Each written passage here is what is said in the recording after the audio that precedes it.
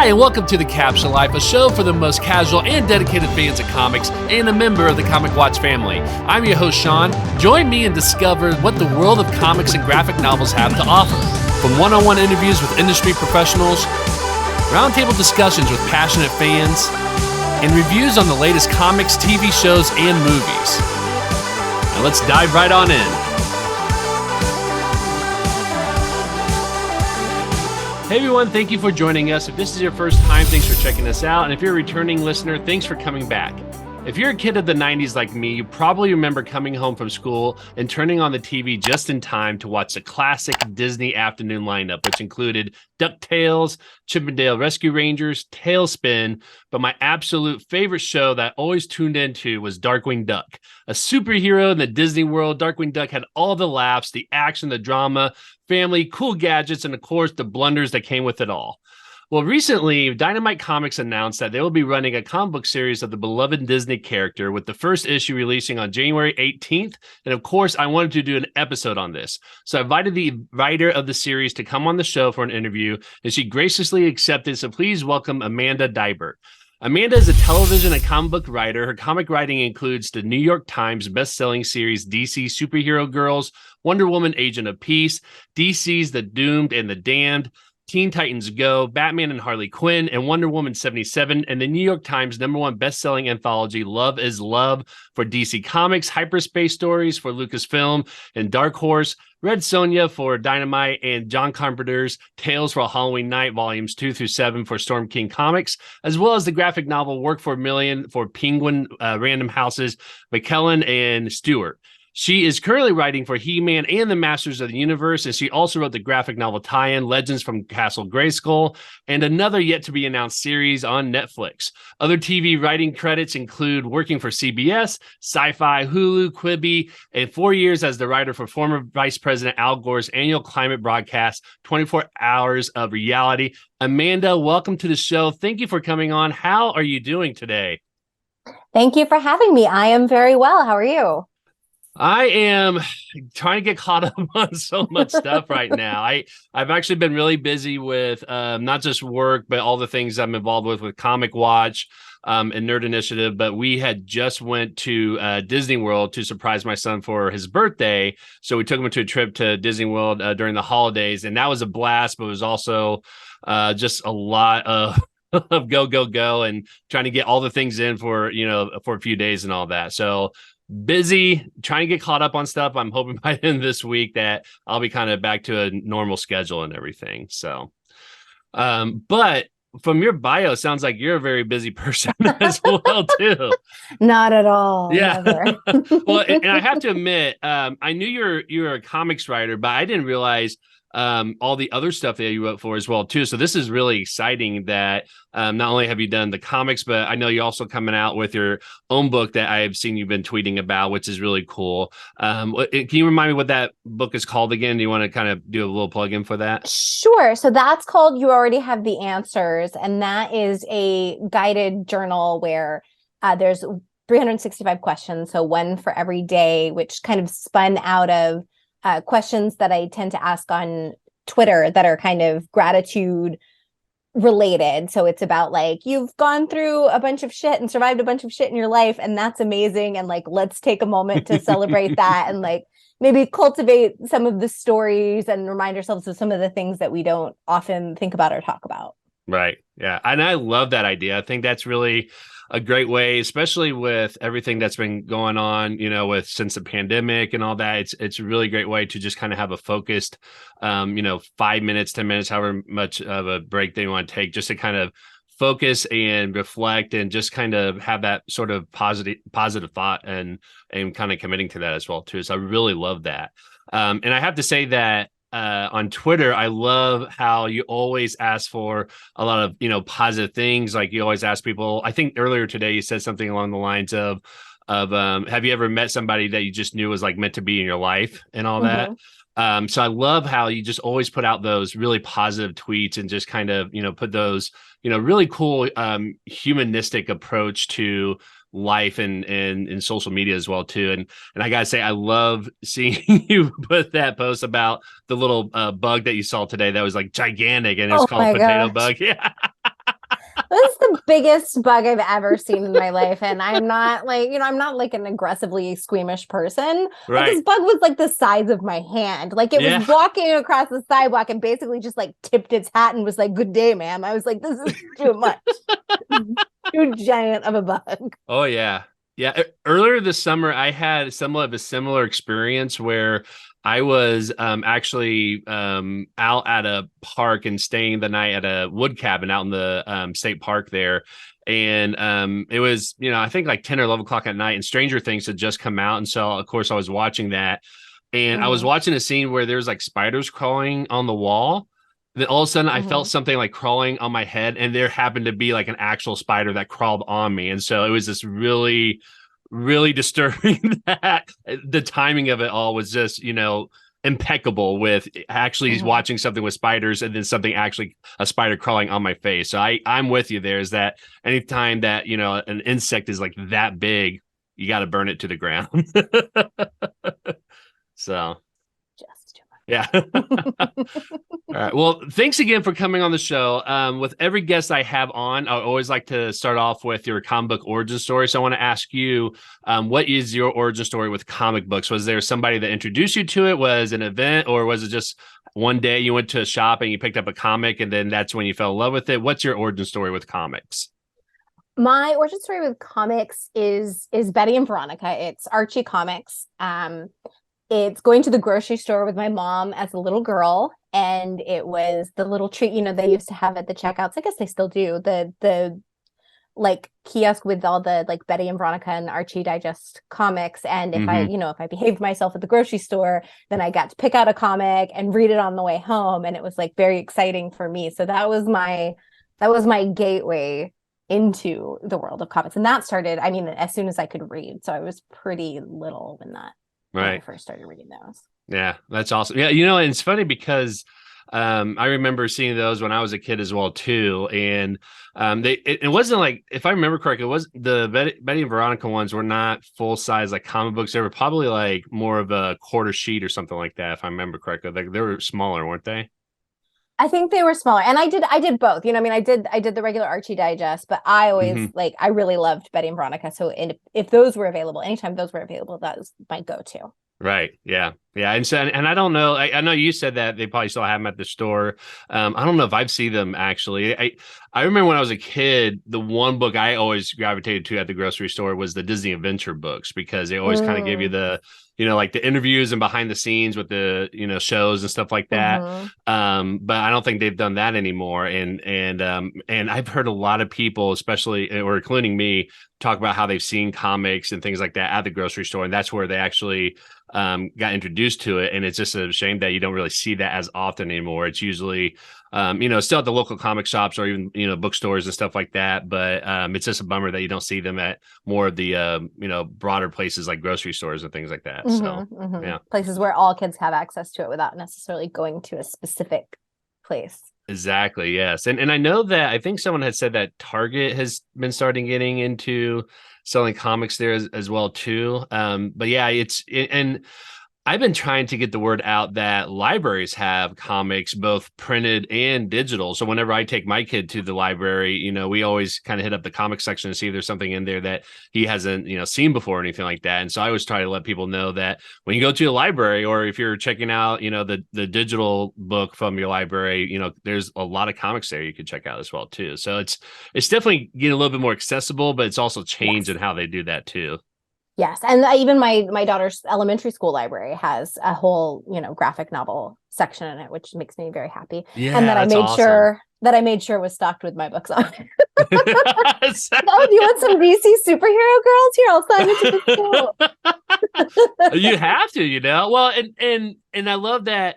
And those kinds of connections really draw people to it. They're like, oh my gosh, like your mom wrote this. So this is so cool that I know the person that was involved with it too, And so it's a really great, powerful way to do that. But yeah, you definitely have to get that in there. Well, my next question for you is that you're writing the Darkwing Duck series for Dynamite Comics. What is your origin story with Darkwing Duck, the terror that flaps in the night? My origin story with Darkwing Duck is that luckily they reached out to me and asked if I would like to Yeah. And I very enthusiastically, as a child of the 90s, said, yes, that sounds amazing and fun. And so then, the next step, of course, was to come up with a concept for the arc. And so that involved first going back for a fun nostalgic rewatch, which my daughter got to help me with. She has a very skewed idea of what it means to have a job and do work. So I'm like, you need to help mommy do work. We're gonna watch all of these. So you watch cartoons all day and then you make up stories about yes, that's a job. So we did a rewatch, and then it was coming up with a concept and writing that up and then pitching it and getting that approved. And so yeah, it was really kind of lovely and fell into my lap in the most delightful way. That's awesome. I love that. Yeah, and and going along lines with that, was there something about Darkwing Duck that really you gravitated towards that character? Was it, the goofiness? Was it more the dichotomy of the character? What was it about Darkwing Duck that you just really enjoy overall? Well, it's the combo, right? Because it's the noir, the detective, the action, all that fun stuff that I love in the more like straightforward non-spoofy. But then you have the comedy, the slapstick, the parody, the like poking fun of the kind of genres that I love to play in anyway, which I'm a big fan of. So yes, it's both. It's both the straight up superhero detectiveness of it all, and also the fun of getting to have all the jokes and the comedy and his insane ego and all of that. and this one for Darkwing Duck, this one from reading your credits and everything like that, is a little bit different than what you've written before, because you had a lot of the big name comics that are more not all of them are on the serious side, but they're definitely on more serious than what we had with Darkwing Duck. Is this like a big shift for you as well too with this kind of character, or is this more of like just kind of in your wheelhouse that this is something that you've been wanting to do anyways, and in terms of this kind of style of character? Well, I did some Teen Titans Go comics, which I think are, obviously that it's a slightly different kind of humor, but it's, that's more on like the funny, fun humor side, which I really enjoy. Like I like anytime I get to do comedy. And so for me, like, yes, it's a departure from most of the things I do, but it's definitely in the area that I really love, which is, anytime I can throw jokes into anything, I'm a happy camper. Awesome. Well, so let's talk about the series itself that you're working on. What can you tell us about the series that we can expect once the first issue comes out? So there's a lot of fun nods to the nostalgia of it. So if you were a Darkwing Duck fan from the old school Darkwing days, you're going to get a pretty good run through of a lot of the favorite villains. Probably not every single one, but a lot of your big faves. Some Morgana Macabre, obviously. Nice. All the sidekicks, all the fun people in town. It's gonna have all the things that you know and love, but it's also gonna be very accessible you don't have to come in with a huge knowledge or understanding of Darkwing. Like it's not gonna be like necessary to do the major rewatch that I did in order to enjoy it, because it's still a fun story all on its own. Everything gets introduced in a way that's clear. It's not a new origin story. It's definitely taking place in the existing world of Darkwing as we know it, as opposed to like going back and having him, because we've already seen how he like and Gosalyn came together and that kind of stuff. So like this is definitely like him. He's already a superhero. Drake's already a father. It's all there, but it is a lot of fun, I have to say. Right. So it's not a Darkwing Duck year one type of situation. Exactly. This is we hit the ground running. He's already, like, it literally opens with an event that the city of St. Canard is honoring him for all of his, work in helping the city. And then of course, that doesn't go so well because it can't. So. Of course.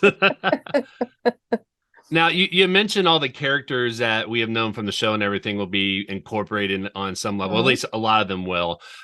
With this being a Disney property and Dynamite Comics licensing out that property and everything like that, are there anything from the, I guess, behind the scenes that is really interesting to know in terms of what things that you can or can't do, or characters that you can incorporate, or what you can do with characters or anything like that?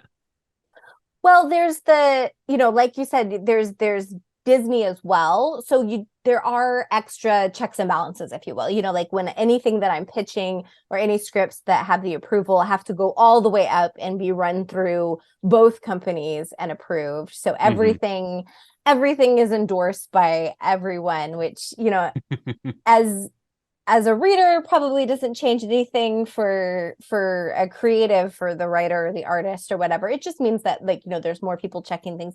For the most part, it's been lovely and wonderful. So it hasn't been like, nobody has said that I can or can't include anybody that I wanted to. So so far it's been lovely. Knock on wood.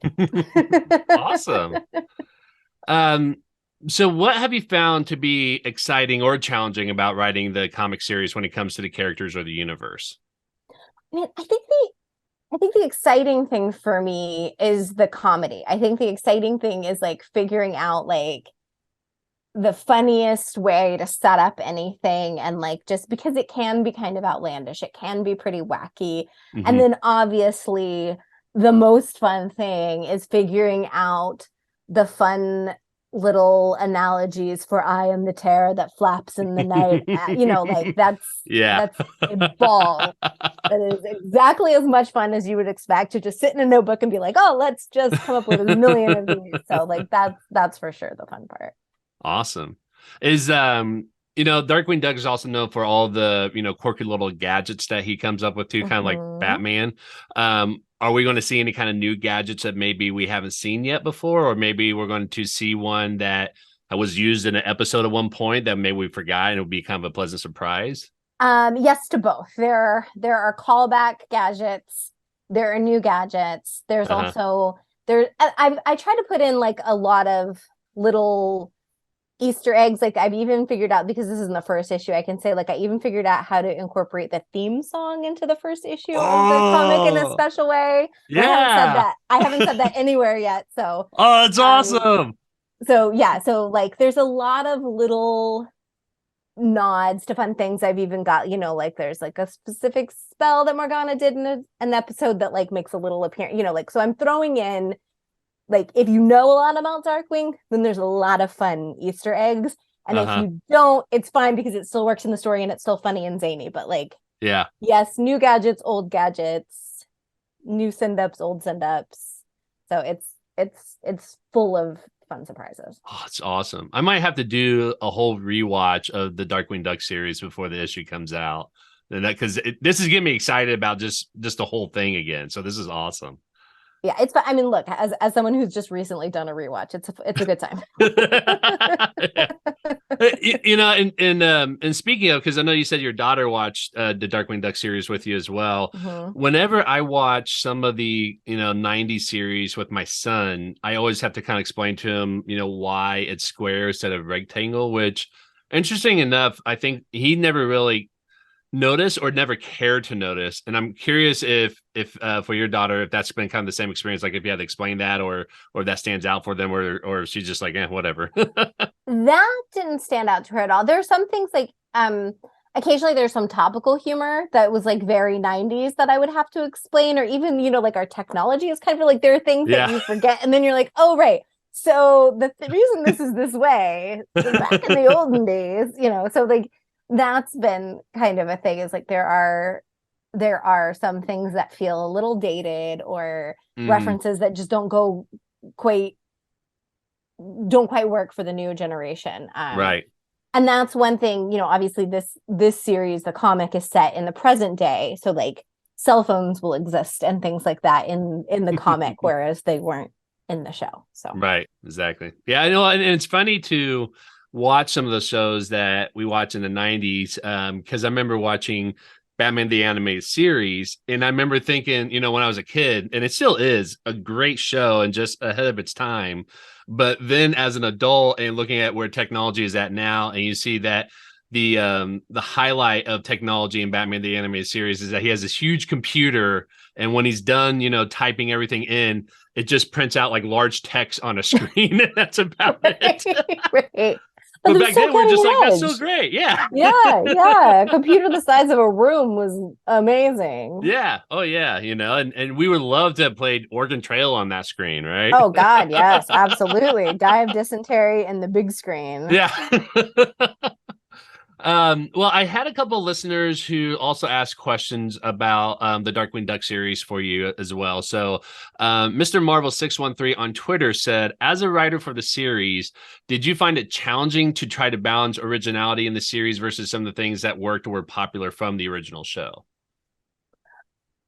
I didn't necessarily find it challenging, because I think you have to, like with any time that you're working with a popular IP or a popular character that a lot has been done, you have to look at it twofold. One, you want to do justice to the character and the reason that the character is beloved and what makes them them. So like you want to have the certain things that are very, you know, I'm not going to do a Darkwing Duck that's like very modest, for example, because like his egoism is such a big part of who he is. So you want to do all of that. And then other than that, you want to and then you want to tell the best story that you can tell with that character. That is the story that you want to tell, that's fresh and new and different. And so like, I think that because I come from a world where I'm often working with characters that are like well established and have a big, deep canon, that's become kind of second nature, where you have to like know all of that stuff and then not throw it away because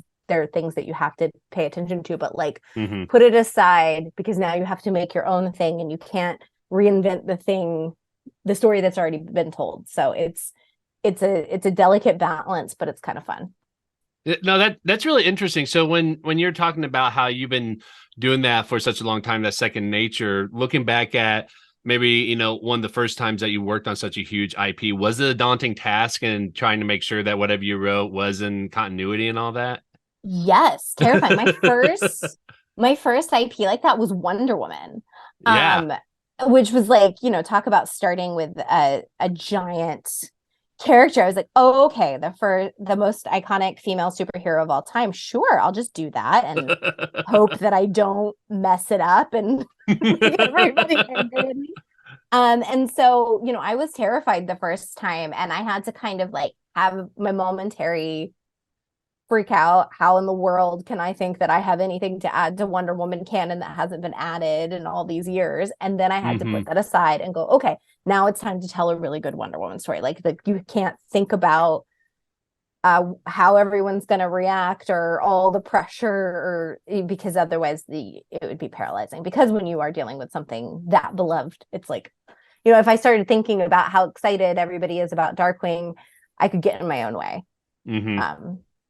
Because it is intimidating. You know, you want people to love it. You want to write a story that the fans of this character feel like is authentic to what they love about the character. It's very important to me. So right. Oh yeah. No, and that's great to hear. And I can only imagine just how intimidating that can be, you know, with knowing it, you know, and especially like Darkwing Duck, because I feel like Darkwing Duck was kind of a subgenre for the longest time. And now, I mean, I don't know what it is about Darkwing Duck, but it seems like he's been popping up a lot more. So he showed up in you know, one of the recent DuckTales episodes, and then he popped up at the end of Chippendale's Rescue Rangers movie and things like that, and kind of teased that maybe he'd have his own movie and stuff like that. So it's really interesting to see that how he was kind of more of a subgenre, like, you know, going into the 2000s and everything like that. And it seems like now he has such a huge following and everything. I think, you know, that makes sense why you know, there's such a huge demand for wanting to see more of him, whether it's in the comics or in the movie or TV or things like that. I remember when I was a kid, I had the Darkwing Duck gas gun, and then I even have like a plush Darkwing Duck when I was a kid. Oh, wow. And that's apparently they're still selling those on Amazon and stuff like that. Like it's the exact same one. And it's so interesting because I remember my plus, like his hat, the bill of his hat was kind of like popped up a little bit for some reason. And the same plush on Amazon had that same kind of pop to it as well too. So anyways, yeah, so it's really interesting just to kind of see how that is kind of still alive and out there for such a character that I think only had like 2 seasons of animation. Well, that's what's so wild. I actually, I've worked on a lot of big properties, right? Wonder Woman and Batman and He-Man and Star Wars. And this is the biggest reaction I have ever seen to an announcement of any book I have ever, or show that I have ever worked on. The Darkwing Duck announcement has had the biggest, like the fan base. And I think part of it is all these other properties, there are options. There are things out there. Whereas like with Darkwing, there's less. Yeah. So I think that's a part of it, obviously. But I knew people would be excited. I mean, I was excited. I knew it was going to be fun and cool, but I really did not anticipate the gigantic reaction that just the announcement that the book was coming was going to have. And it's been really wild how excited, and like anything that comes out, any cover that gets tweeted, any little like interview or synopsis or anything. And like, then there's such a huge reaction. And I'm like, oh my, so like, yeah, the Darkwing fan base is super intense, and I love that. I'm not gonna lie, when I found out about it, it was like 3 weeks after it got announced, and I was flipping out because I was like, how did I not hear about this? And I think I even tagged you into it. I was just like, I'm so excited about this. So I'll fully admit that I was one of those people. I think it's great. It was just so surprising. Like the magnitude of it was surprising. Oh yeah. Well, and it's exciting to see the different variant covers coming out as well too, because I know my favorite one, I apologize because I forget who drew this, but my favorite one is the one that's kind of in the style of Batman, like standing over with his cape draped over and all that. But it's so cool just to see the different kinds of styles of Darkwing Duck that people are drawing, and just getting people excited for it. Because I know when I tweeted some of those covers out, I had so many people talking about like, which ones they thought my favorite one was, but then talking about which one their favorite ones were. And so, yeah, it's wild that such a character like this has such a huge reaction, like what you're talking about with everybody wanting to see this comic and everything. So this is, so I can only imagine that.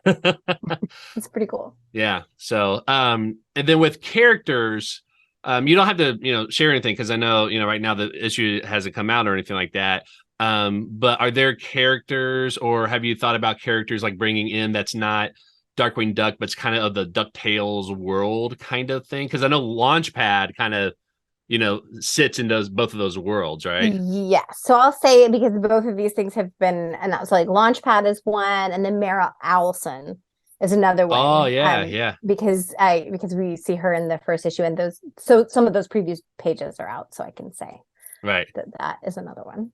Awesome. Cool.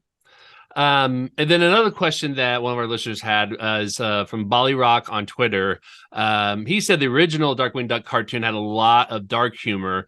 Enemies were never killed, but most were left in pretty bad states after Darkwing defeated them. Is this a theme that you'll be continuing on the page as well? There is some dark stuff. Like dark for Darkwing Duck, not like dark, right? Not like dark, like right. Like no one's gonna die. Spoiler alert: no one is gonna die in any issue of Darkwing Duck. Like, let's just be real. And so yes, like there's gonna be like injuries, and there is some violence because it's Darkwing Duck and there's violence. So yes, dark within the wheelhouse that we're in. Yes, right. But not dark in like my John Carpenter's Tales for HalloweeNight stories. There's a big difference. Right, yeah. I'm sure Disney would never actually approve of that at all. No. And there's even stuff that was like, there's stuff that cartoons did in the 90s that we don't really do anymore now. So like there's even in the realm of that, like you're not going to see like guns flying around in Darkwing necessarily in the way that like we would have maybe in the 90s and that kind of stuff. So yes, dark, but no, not like, we're not going to suddenly have like a big crisis where I've taken your childhood and suddenly it's like smoking meth in the corner or something. That'll be for like, when the IP hits, public Exactly. domain. Exactly. Like what we're getting with Winnie Darkwing the After Pooh Dark. and Grinch. Yeah. Somebody's already had that story written up and just waiting for that to happen. For sure. Oh, wow. So this is great talking about Darkwing Duck. I wanted to also ask you if there's any other upcoming projects that you're working on that you're excited about that you can discuss. I know there's some things you can't, but if there's anything that, whether it's upcoming or, something else that you want to, kind of put out there and kind of discuss what you're working on or what you have worked on and things like that. Anything that you want to maybe talk about at all? Sure. There's one project that I'd love to discuss, but I cannot yet. But I've got for the Star Wars HyperSpace Stories that I'm doing several issues of. I have another one coming out. It was supposed to be out this month, but I think they've pushed it to January, and that's going to be a Chewbacca and Rey Life Day adventure. Oh, cool. Which is really fun. I'm a little bummed that it's not going to be out for like the holidays, because while Life Day's in November, it's the time, and it's definitely like very much a holiday story while also being like a Star Wars action adventure story. So I'm really excited about that one. I think it's going to be extremely fun for sure. So yeah, make sure to check that out. I'm trying to think and I've got some Batman and Scooby-Doo stories coming out. Also, I want to say also in January, which is also when Darkwing's coming. I've got a lot of stuff coming out in January. I was about to say, yeah. So Batman and Scooby-Doo, Star Wars, and Darkwing all coming out in January. It's going to be a very fun January where I'm dominating all the beloved childhood. I know you're going to be more popular now because of all that. So, good time. Yeah, what's interesting when you're talking about the Star Wars Hyperspace being pushed back to January, it being a holiday Life Day issue. I've been collecting issues that exist in comics that are holiday themed, and interesting enough, there's actually quite a bit of them that seem like they didn't make it to December. They got pushed back to January, and I think there was a couple that got released in March, and I was just find it really interesting. So it sounds like that's actually a common thing that happens in the comics industry. So I think, even though it's not going to make it for this December, it'll definitely probably be something that all of us will be reading, next December for the holidays as well. So I'm really excited to see that. Sure. It's a fun one. Yeah. Yeah, for sure. Awesome. All right. Well, let's go ahead and pivot to talk about the comics that we are reading currently. And so I wanted to ask you what you're reading. I'll share what I'm reading, and then some of our friends over at Comic Watch also share what they're currently reading as well too. So what is a comic or a series of comics that you're currently reading now? So I just started a new series by my friend David M. Boer called Specs, and it just issue number 1 just came out in a month ago. Is that correct? I could be off on that, but it's a fun, it's kind of nostalgic. It's another 80s kind of thing. It has some like Paper Girls vibe, it's a fun, that one is fun. And I also was just rereading Paper Girls actually. And I think I did like a Twitter thread. You were talking about like the questions that I ask, and I was asking people recently for like a comic panel that stood out to them, like the one that just like hits you. And I did mine, which was from Saga. And so now I'm like, I think I want to like start Saga over again. Yeah.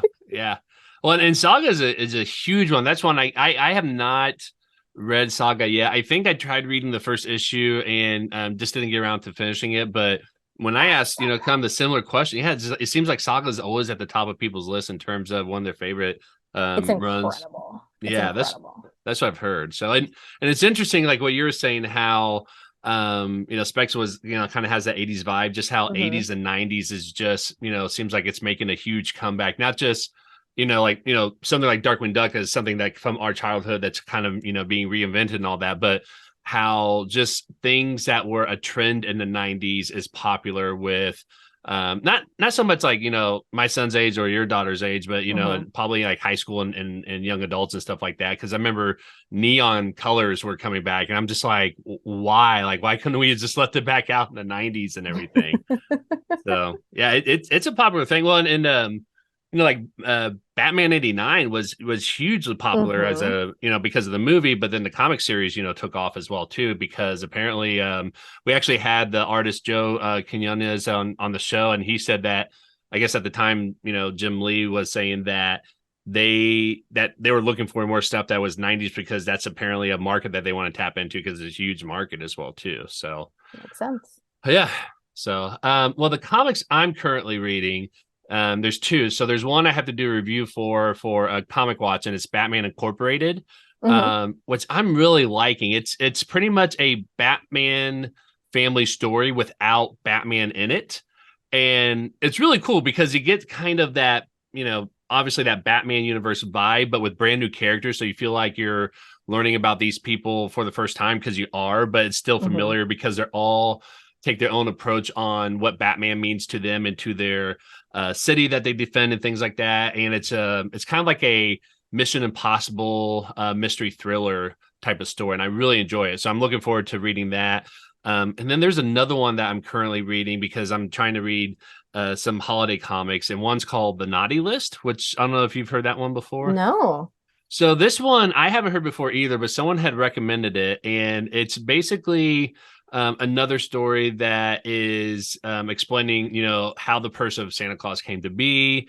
I guess this one is a little bit more on the darker side, because the Mm. cover of the comic is the person who's portraying Santa is like in his 30s with a Santa hat, but he's holding like a bloody crowbar or something like that on the cover. So almost like the Violent Night vibe with David Mm-hmm. Harbour, Mm-hmm. but Mm-hmm. not the traditional Santa outfit that he has in there. So I just started that one, but so far what I'm reading is really good too. So here's what our friends at Comic Watch have been reading. B Rats had said that they're reading X-Men Disassembled from 2018 from Mm. Rosenberg, Thompson, Brisson. Have you read that one before? I have not, but I've heard good things. Yeah, I haven't heard of it either, and I have not, or I'm sorry, I haven't read it either, but I haven't heard of this. And I actually got away from comics, when I was I think around high school. So I just got back in like 5 years ago, and X-Men is Mm. one of the things I want to get back into. Mm-hmm. And I'm just overwhelmed because there's so many X-Men I mean, that's the stories. thing. Yeah, same. Like I was very into it in high school, and now it quickly becomes like oh my God, where do I even go back Yeah. and start? Just, Yeah. just the current series. Like there's Mm-hmm. like 10 or Mm-hmm. 12 different runs that they're going on right now. And I'm just like, I don't know which one to read. And I feel like I have to read all of them to keep up with the main story. And then they're going to Mm-hmm. be spinning off more. And so it's just, yeah, it's kind of a nightmare, but it's a lot of fun as well, too. Mm-hmm. But B-Rat said that they're currently on the first issue, and says that Ezra's art goes a long way in his enjoyment of the issue, that they don't like the weapons that Betsy has, because this was the beginning, I guess, of her of their incessant use of the return to her original body. So I guess Betsy was not in her body, and then she came back. I had not heard that story at all. And this is Psylocke, Betsy Braddock, I think they're talking about. Mm-hmm. Which is interesting because when I read that, again, it's like so much I've missed from I X-Men. And I just know. recently found out that apparently Jubilee is a vampire, or was a vampire. And I'm just like, what else am I missing out in X-Men? Like, it's just so crazy. Miriam Herrera said that they're reading a webtoon called My In-Laws Are Obsessed with Me. Hilarious. I know, just the title alone, I'm like, I have to go download this and read this now. She said that the story is about a duchess that finds out on her deathbed that her stepmom, sister, and husband planned her death, and she's able to go back in time to change things, only to find out that the other duke she married has a curse on his family that makes their blood toxic, but if she consumes or touches it, it doesn't kill her. So this Oh, just sounds like, interesting. yeah, it sounds like, drama from the get-go, basically, like Mm-hmm. just from Mm-hmm. the title to the description here, it sounds really interesting. And then Gabriel De Jesus said that they're starting to read comics again, and they're reading Animorphs by Chris Grind. Did you know that this was a comic series? I didn't. Yeah. Did you read Animorphs when you were a kid? I didn't. I mean, I had friends that did, but I did not. Gotcha. But my wife and I have both read it when we were kids, and we loved the series. Like, it was like, when we went to library, that's the first thing we checked out was Animorphs. Mm-hmm. And I had no idea that they turned this into a comic book series. So I'm like really excited about that. That's so fun. Yeah, you should definitely get into that. That's awesome. Oh, yeah. Yeah.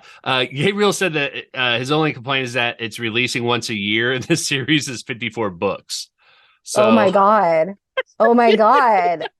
How do you even do that? I know. Like, sorry, you're not gonna make